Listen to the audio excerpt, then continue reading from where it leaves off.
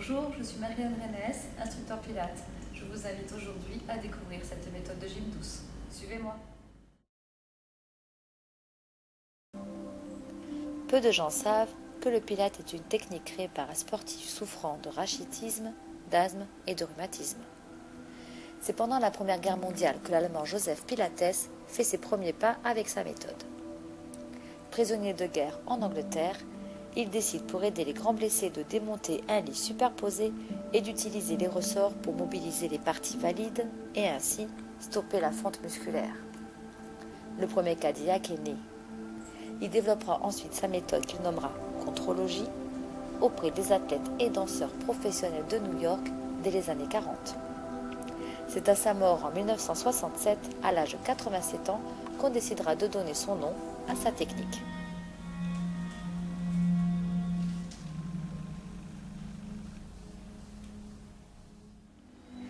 Séance après séance, le pratiquant va apprendre à éviter les tensions pour améliorer son rendement musculaire.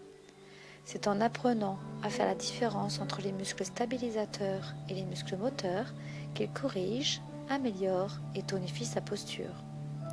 Résultat, les épaules voûtées et la tête se redressent, la colonne vertébrale s'allonge. La technique respiratoire garantit une meilleure oxygénation du sang et des muscles, sans oublier sa contribution à l'évacuation du stress.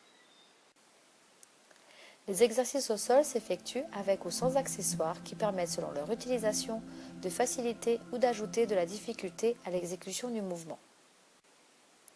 Les exercices sur appareil ont été conçus par Joseph Pilates pour être non traumatiques.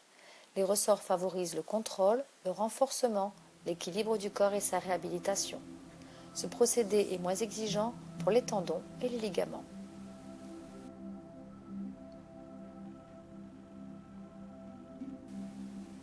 Les barres renforcent et étirent la colonne vertébrale et les épaules.